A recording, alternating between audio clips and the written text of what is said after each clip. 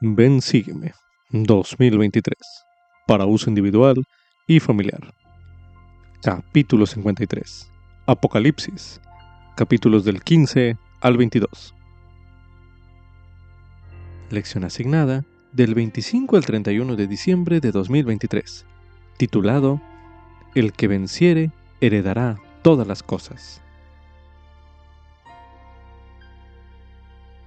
A veces el mayor obstáculo para aprender es suponer que no necesitamos aprender.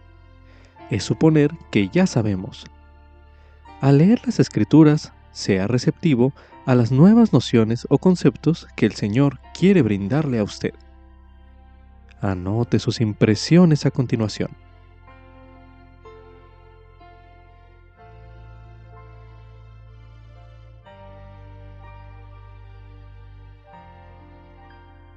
Como recordará, en el comienzo del libro de Apocalipsis, el Salvador se declara a sí mismo como el principio y el fin. Asimismo, en el final concluye con palabras similares. Yo soy el principio y el fin. Pero, ¿qué significa eso? ¿El principio y el fin de qué? El libro de Apocalipsis testifica con elocuencia que Jesucristo es el principio y el fin de todo. El principio y el fin del gran y vasto drama de la existencia y la salvación del ser humano. Es el Cordero que fue inmolado desde el principio del mundo. Es el Rey de Reyes que pone fin a la iniquidad, al pesar y aún a la muerte misma, y da inicio a un cielo nuevo y una tierra nueva.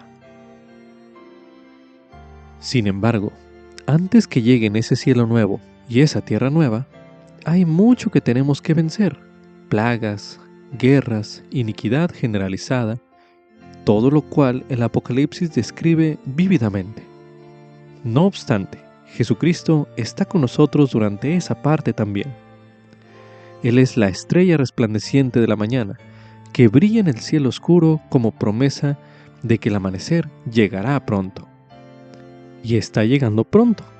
Él viene pronto. Así como nos invita, venid a mí, Él también viene a nosotros. Vengo en breve, así lo declara.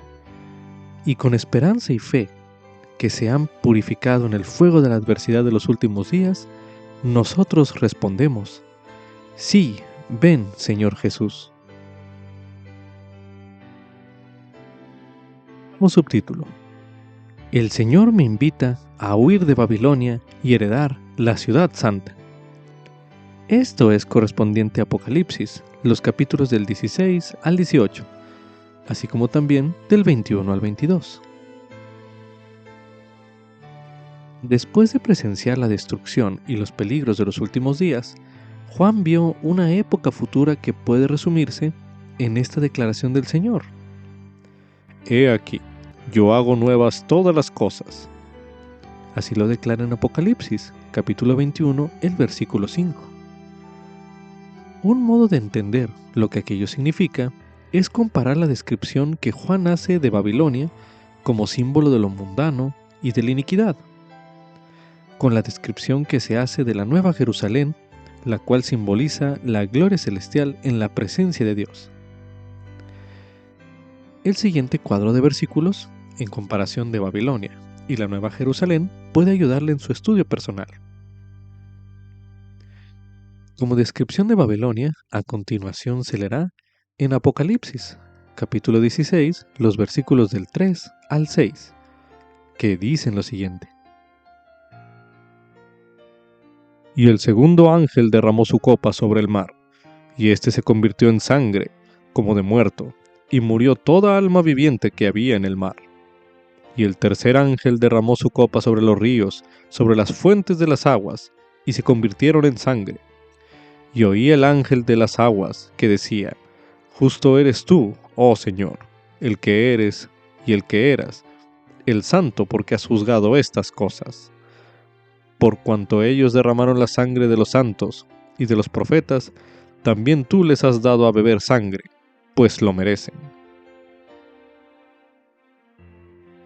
Comparando estas cosas con la Nueva Jerusalén, a continuación se leerá Apocalipsis, capítulo 21, el versículo 6, donde se menciona: Y me dijo, hecho está, yo soy el Alfa y el Omega, el principio y el fin. Al que tuviere sed, yo le daré gratuitamente de la fuente del agua de la vida. Continuando con esta comparación, a continuación se leerá en Apocalipsis, capítulo 22, los versículos del 1 al 2, así como también el versículo 17, donde se menciona: Después me mostró un río, limpio, de agua de vida, resplandeciente como cristal, que fluía del trono de Dios y del Cordero, en medio de la calle de la ciudad, y a uno y a otro lado del río estaba el árbol de la vida, que produce 12 frutos, dando cada mes su fruto, y las hojas del árbol eran para la sanidad de las naciones. Y el Espíritu y la novia dicen, ven, y el que oiga diga, ven, y el que tenga sed, venga, y el que quiera, tome gratuitamente del agua de la vida. Concerniente a Babilonia, a continuación se leerá en Apocalipsis, capítulo 16, el versículo 10, donde se menciona: Y el quinto ángel derramó su copa sobre el trono de la bestia, y su reino se volvió tenebroso, y la gente se mordía la lengua de dolor. Continuando con la comparación de Babilonia, a continuación se leerá en Apocalipsis, capítulo 18, el versículo 23, donde se menciona: Y luz de lámpara no alumbrará más en ti, ni voz de novio ni de novia se oirá más en ti, porque tus mercaderes eran los magnates de la tierra, pues por tus hechicerías todas las naciones han sido engañadas. Para comparar estos versículos anteriores con la descripción de la Nueva Jerusalén, a continuación se leerá en Apocalipsis, capítulo 21, los versículos del 23 al 24, que dicen lo siguiente: Y la ciudad no tiene necesidad de sol ni de luna que resplandezcan en ella, porque la gloria de Dios la ilumina, y el Cordero es su lumbrera. Y las naciones que hayan sido salvas andarán a la luz de ella, y los reyes de la tierra traerán su gloria y su honor a ella. Continuando con la comparación de la Nueva Jerusalén, a continuación se leerá en Apocalipsis, capítulo 22, el versículo 5, donde se menciona: Y allí no habrá más noche, y no tendrán necesidad de luz de lámpara, ni de luz de sol, porque Dios el Señor los alumbrará, y reinará para siempre jamás. Concerniente a la descripción de Babilonia, a continuación se leerá en Apocalipsis, capítulo 17, los versículos del 1 al 5, que dicen lo siguiente: Y vino uno de los 7 ángeles que tenían las 7 copas, y habló conmigo diciendo, ven acá, y te mostraré la condenación de la gran ramera, la cual está sentada sobre muchas aguas, con la que han fornicado los reyes de la tierra, y los que moran en la tierra se han embriagado con el vino de su fornicación. Y me llevó en el espíritu al desierto, y vi a una mujer sentada sobre una bestia escarlata, llena de nombres de blasfemia, que tenía 7 cabezas y 10 cuernos, y la mujer estaba vestida de púrpura y de escarlata, y adornada de oro, y de piedras preciosas y de perlas, y tenía en la mano un cáliz de oro lleno de abominaciones, y de la inmundicia de su fornicación, y en el frente había un nombre escrito: Misterio, Babilonia la Grande, la madre de las rameras, y de las abominaciones de la tierra. Para comparar esta descripción con la Nueva Jerusalén, a continuación se leerá en Apocalipsis, capítulo 21, el versículo 2, donde se menciona: Y yo, Juan, vi la ciudad santa, la Nueva Jerusalén, que descendía del cielo, de Dios, dispuesta como una novia, ataviada para su novio. Como una descripción más acerca de Babilonia, a continuación se leerá en Apocalipsis, capítulo 18, los versículos 11 y 15, que dicen lo siguiente. Y los mercaderes de la tierra lloran y se lamentan por ella, porque ninguno compra más sus mercaderías. Los mercaderes de estas cosas se han enriquecido a costa de ella. Se mantendrán lejos por el temor de su tormento, llorando y lamentándose. Para comparar esta descripción con la Nueva Jerusalén, a continuación se leerá en Apocalipsis, capítulo 21, el versículo 4, donde se menciona: Y enjugará Dios toda lágrima de los ojos de ellos, y ya no habrá más muerte, ni habrá más llanto, ni clamor, ni dolor, porque las primeras cosas han dejado de ser. Como una descripción acerca de Babilonia, a continuación se leerá en Apocalipsis, capítulo 18, los versículos del 12 al 14, que dicen lo siguiente.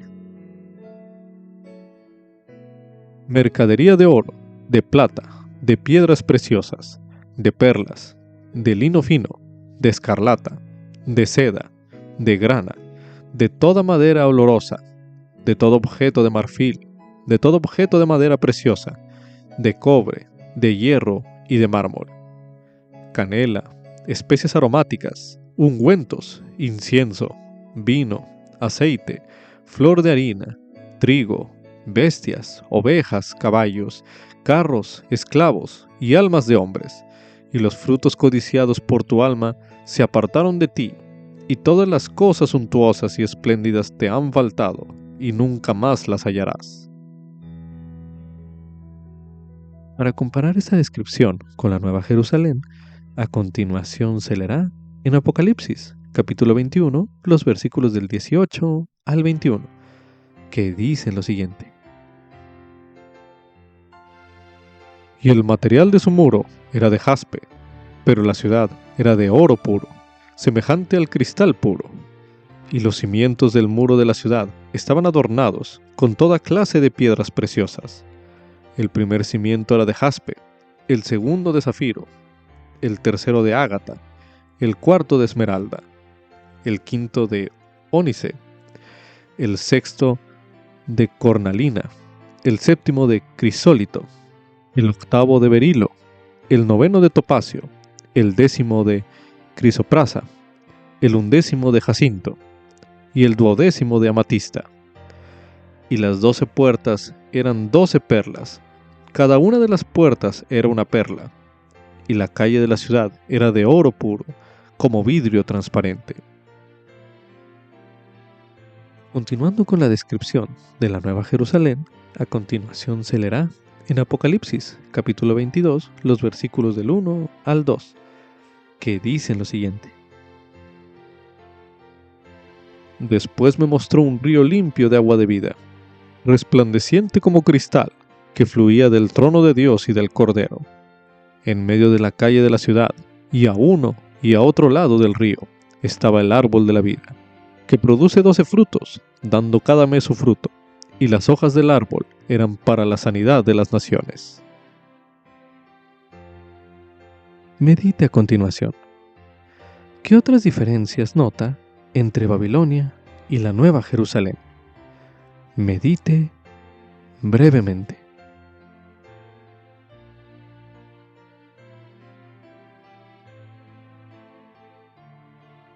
A continuación se leerá Apocalipsis, capítulo 18, el versículo 4, para dar énfasis a la siguiente pregunta, el cual dice lo siguiente. Y oí otra voz del cielo que decía, salid de ella, pueblo mío, para que no seáis partícipes de sus pecados, ni recibáis parte de sus plagas. Medite a continuación. ¿Qué significa para usted salir de Babilonia? Medite brevemente.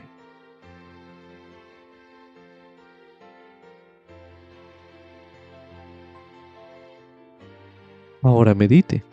¿Qué haya en estos versículos que se leyeron en este bloque de lectura que le inspire a hacerlo?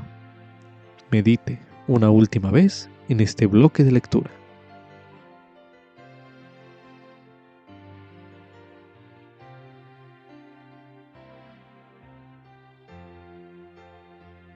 Como subtítulo: todos los hijos de Dios serán juzgados según el libro de la vida. Esto es correspondiente a Apocalipsis, capítulo 20, los versículos del 12 al 15, así como también en el capítulo 21, los versículos del 1 al 4.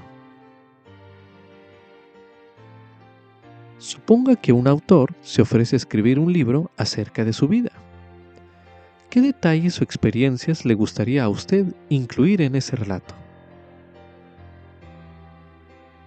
Si usted supiera que sus acciones futuras también serían anotadas, ¿qué cambiaría en su forma de vivir?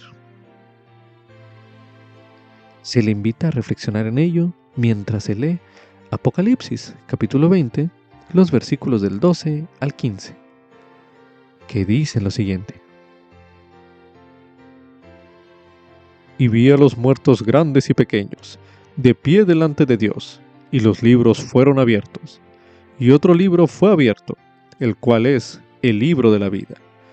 Y fueron juzgados los muertos por las cosas que estaban escritas en los libros, según sus obras. Y el mar entregó los muertos que había en él, y la muerte y el infierno entregaron los muertos que había en ellos. Y cada uno fue juzgado, según sus obras. Y la muerte y el infierno fueron lanzados al lago de fuego. Esta es la muerte segunda. Y el que no fue hallado inscrito en el libro de la vida fue lanzado al lago de fuego. Medite a continuación. ¿Qué espera usted que se escriba acerca de usted en el libro de la vida? Medite brevemente.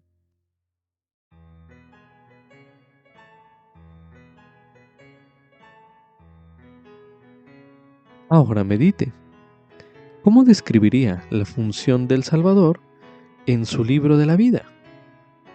Medite nuevamente.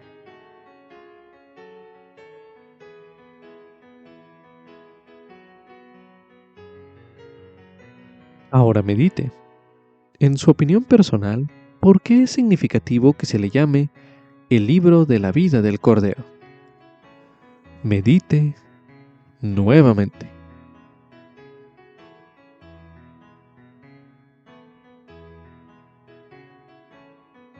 Si la idea de comparecer ante Dios para ser juzgado le es incómoda a usted, podría escuchar con atención los siguientes versículos que se leerán a continuación. A continuación se leerá Apocalipsis, capítulo 21, los versículos del 1 al 4, que dicen lo siguiente: Y vi un cielo nuevo y una tierra nueva, porque el primer cielo y la primera tierra habían dejado de ser, y el mar ya no existía más.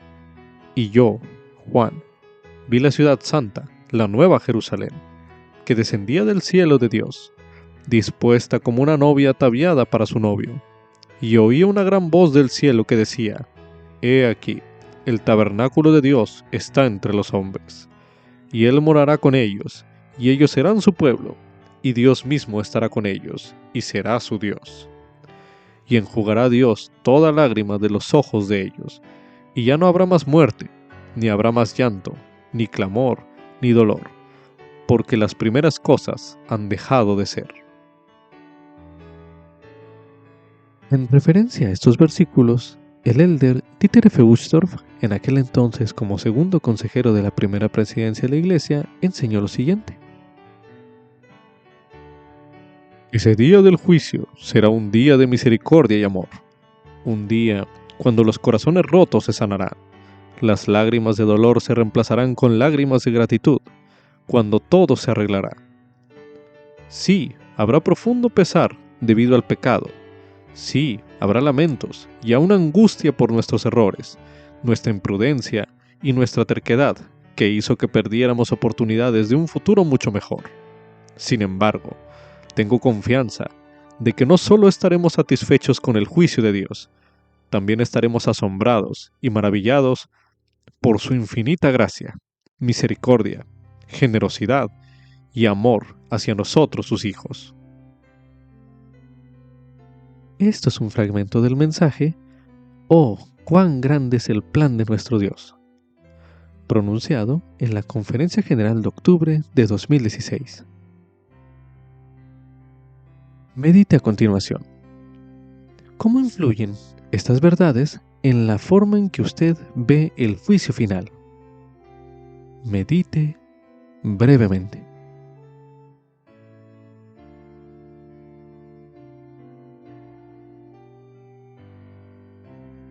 Ahora medite. Estas verdades, ¿qué cambios le inspiran a hacer usted en su vida? Medite una última vez en este bloque de lectura.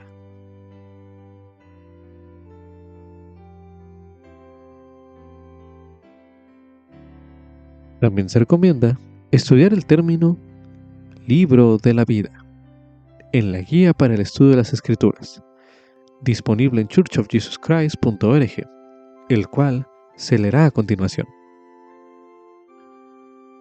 Libro de la Vida.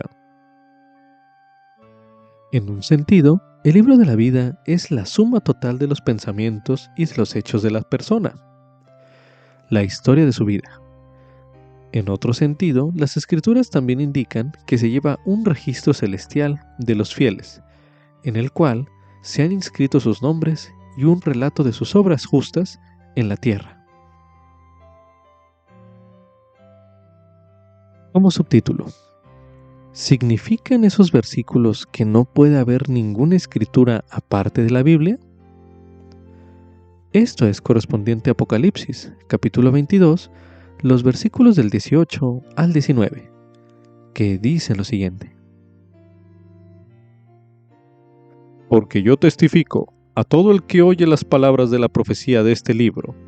Si alguno añadiere a estas cosas, Dios traerá sobre él las plagas que están escritas en este libro. Y si alguno quitare de las palabras del libro de esta profecía, Dios quitará su parte del libro de la vida, y de la ciudad santa, y de las cosas que están escritas en este libro. Algunas personas citan ese pasaje de las Escrituras como argumento para rechazar el libro de Mormón y otras escrituras de los últimos días. Usted hallará respuesta a dicha objeción en el mensaje del elder Jeffrey R. Holland, del Quórum de los 12 Apóstoles, titulado Mis palabras jamás cesan. A continuación escucharemos el mensaje Mis palabras jamás cesan, por el elder Jeffrey R. Holland, del Quórum de los 12 Apóstoles, mensaje pronunciado en la Conferencia General de abril de 2008, el cual escucharemos a continuación. Presidente Monson, si me permite un momento para decir algo. Como el primero de mis hermanos al que invitaron a discursar, siguiendo el mensaje tan especial que se dio esta mañana a la iglesia, quiero decir algo como portavoz de todos ustedes, las autoridades generales, y de hecho de toda la iglesia. De muchos de los privilegios que hemos tenido en esta histórica conferencia, incluso el de ayer de participar en una asamblea solemne. No puedo evitar sentir que el privilegio más importante que se nos ha dado ha sido el ser testigos personales de que se confiriera el manto sagrado y profético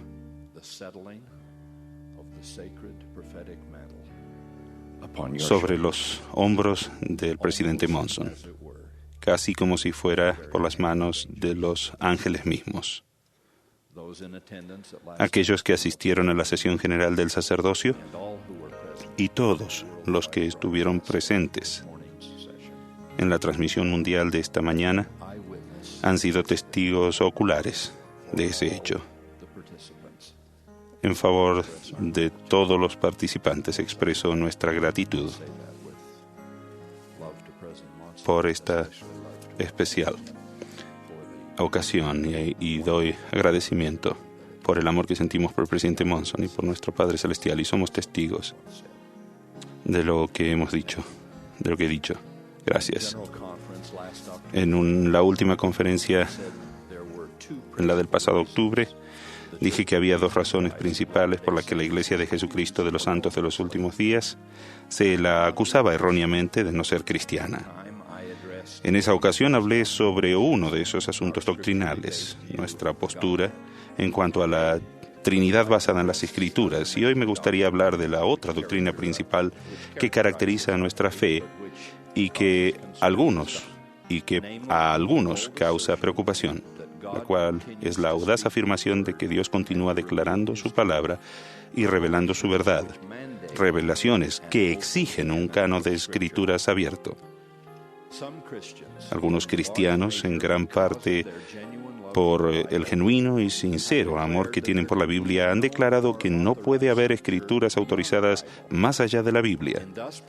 Al decretar cerrado el canon de revelación, nuestros amigos de algunas denominaciones cierran la puerta a esa expresión divina que en la Iglesia de Jesucristo de los Santos de los Últimos Días estimamos tanto. El Libro de Mormón, Doctrina y Convenios, la perla de gran precio, y la guía continua recibida por los profetas y apóstoles ungidos de Dios. Sin atribuir malos sentimientos a los que tomen esas posturas, respetuosamente, pero con firmeza, rechazamos tal caracterización del cristianismo que no se basa en las Escrituras. Uno de los argumentos que con frecuencia se utiliza para cualquier defensa de un canon cerrado es el pasaje del Nuevo Testamento de Apocalipsis 22:18, que dice: «Yo testifico a todo aquel que oye las palabras de este libro, si alguno añadiere a estas cosas, Dios traerá sobre él las plagas que están escritas en este libro». Sin embargo, existe un contundente consenso entre los especialistas en textos bíblicos de que este versículo se aplica solo al libro de Apocalipsis y no a toda la Biblia. Prácticamente todo erudito de la actualidad reconoce varios libros del Nuevo Testamento que muy probablemente se escribieron después de la revelación que recibió Juan en Patmos. En esta categoría se incluyen por lo menos la primera y segunda epístola de Pedro, la de Judas, las 3 de Juan y probablemente todo el Evangelio según San Juan. Existe una respuesta más sencilla que explica por qué ese libro del último que tenemos hoy como el último libro del Nuevo Testamento no se aplica a toda la Biblia, y es porque la Biblia, como la conocemos ahora, una colección de textos encuadernados en un solo tomo, no existía cuando se escribió ese versículo. Por ejemplo, siglos después de que Juan aportó sus escritos, los libros individuales del Nuevo Testamento estaban en circulación separados o quizá combinados con unos cuantos otros textos, pero casi nunca como una colección completa. De toda la colección de 5.366 manuscritos griegos conocidos del Nuevo Testamento, solo 35 contienen todo el Nuevo Testamento tal como lo conocemos, y 34 de ellos se compilaron después del año 1000 de la era cristiana. El hecho es que prácticamente todo profeta del Antiguo Testamento y del Nuevo Testamento ha agregado escrituras a las recibidas por sus predecesores. Si las palabras de Moisés en el Antiguo Testamento fueron suficientes, tal y como algunos por error las pudieran haber considerado, entonces, ¿por qué existen las profecías posteriores de Isaías o las de Jeremías que le siguen? Y ni se diga de Ezequiel, Daniel, de Joel, Amós y el resto. Si una revelación dada a un profeta en determinada época fuera suficiente para todas las épocas, ¿qué justifica la existencia de las otras? Jehová mismo lo aclaró cuando le dijo a Moisés: «Mis obras son sin fin, y mis palabras jamás cesan». Un estudioso protestante ha investigado de forma reveladora la doctrina errónea de un canon cerrado. Él escribió: ¿bajo qué razones bíblicas o históricas se ha limitado la inspiración de Dios a los documentos escritos que la Iglesia ahora llama su Biblia? Si el Espíritu inspiró solo los documentos escritos del primer siglo, ¿Significa que el mismo Espíritu no habla en la actualidad a la Iglesia sobre asuntos que son de gran importancia? Humildemente, les hacemos la misma pregunta. La revelación continua no degrada ni desacredita la existente. El Antiguo Testamento no pierde su valor ante nuestros ojos cuando se nos presenta el Nuevo Testamento. Y el Nuevo Testamento solo se ve realzado cuando leemos el Libro de Mormón, otro testamento de Jesucristo. Al considerar las escrituras adicionales que los santos de los últimos días aceptan, podríamos preguntar, ¿acaso los primeros cristianos, quienes por décadas tenían acceso solamente al Evangelio básico según San Marcos, considerado el primero de los evangelios que se escribió, se sintieron ofendidos por recibir las relaciones más detalladas de Mateo y de Lucas? Y no se diga de los pasajes sin precedentes y del énfasis revelador que ofreció posteriormente Juan. Seguramente se regocijaron porque seguían recibiendo pruebas cada vez más convincentes de la divinidad de Cristo, y asimismo nos regocijamos nosotros. Por favor, no me malentiendan. Amamos y veneramos la Biblia, tal como el elder M. Russell Ballard enseñó tan claramente desde este púlpito hace un año. La Biblia es la palabra de Dios. Siempre se le menciona primero en nuestro canon, lo que llamamos los libros canónicos de la Iglesia. De hecho, fue un encuentro divinamente ordenado con el 5º versículo del primer capítulo del libro de Santiago, lo que llevó a José Smith a su visión del Padre y del Hijo, y que dio origen a la restauración del Evangelio restaurado de Jesucristo en nuestros tiempos. Pero incluso en ese entonces, José sabía que la Biblia por sí sola no podía contestar todas las preguntas de religión que él y otros como él tenían. Tal como dijo en sus propias palabras, los ministros de su vecindario estaban contendiendo, en ocasiones con ira, en cuanto a sus doctrinas.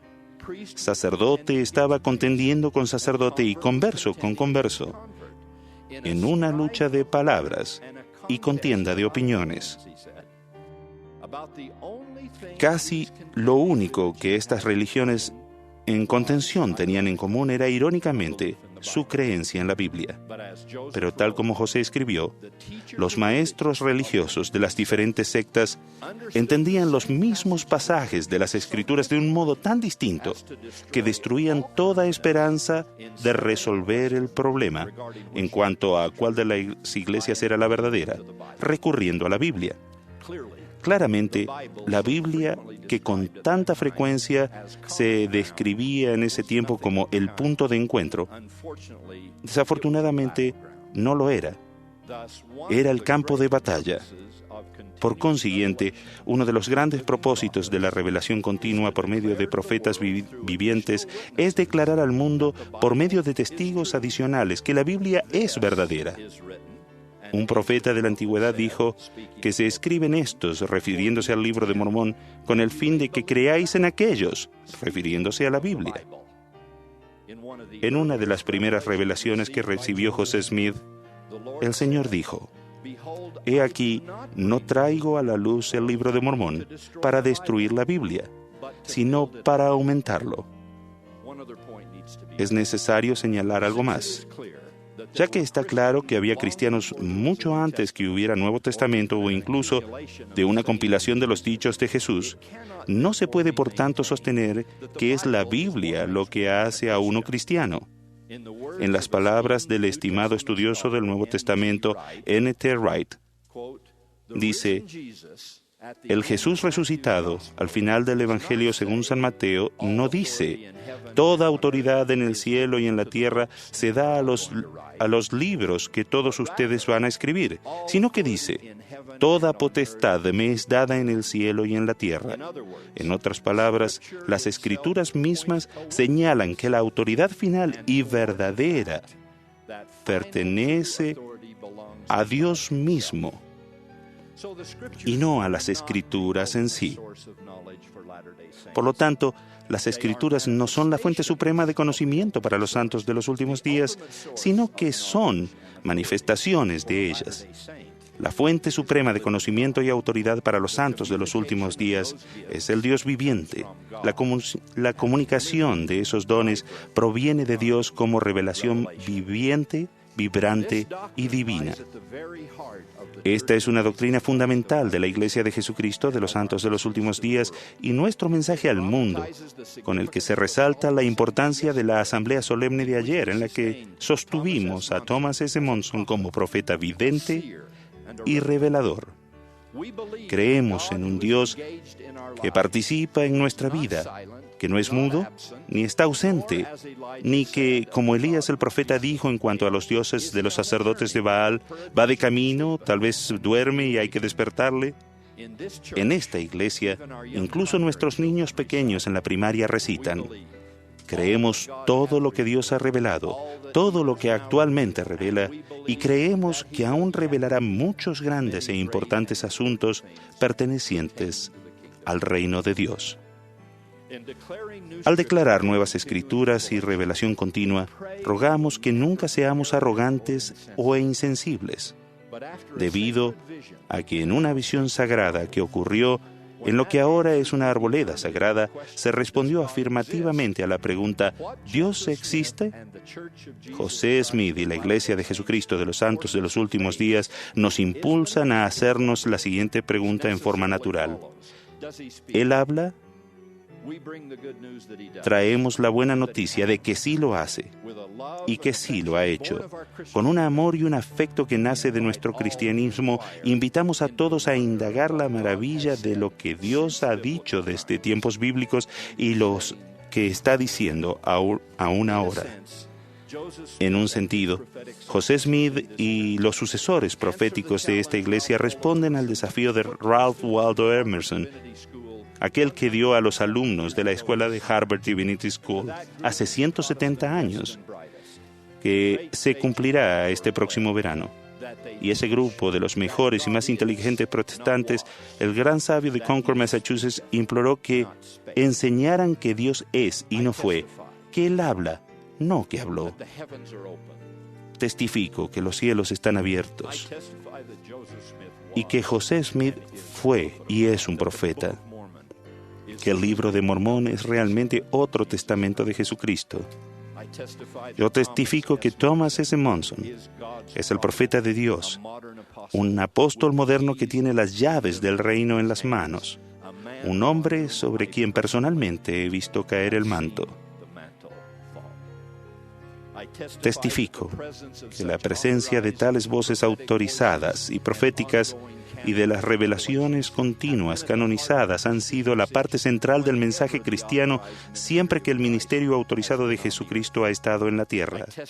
Testifico que ese ministerio está sobre la tierra nuevamente y que se encuentra en esta, la Iglesia de Jesucristo de los Santos de los Últimos Días, con sincera devoción a Jesús de Nazaret, como el Hijo mismo de Dios, el Salvador del mundo. Invitamos a todos a examinar lo que hemos recibido de Él, a unirse a nosotros y beber profundamente de la fuente de agua que salta para vida eterna.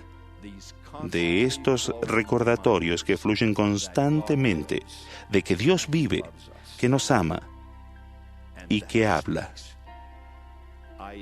Agradezco profundamente y en forma personal que sus obras son sin fin y que sus palabras jamás cesan. Testifico de esa amorosa y divina atención y de los registros que tenemos de ella. En el sagrado nombre de Jesucristo. Amén. Con esto concluye Ven Sígueme 2023 para uso individual y familiar. Capítulo 53. Apocalipsis, capítulos del 15 al 22. Lección asignada del 25 al 31 de diciembre de 2023, titulado El que venciere heredará todas las cosas. Con esto concluye Ven Sígueme 2023 para uso individual y familiar. Fin del audiolibro.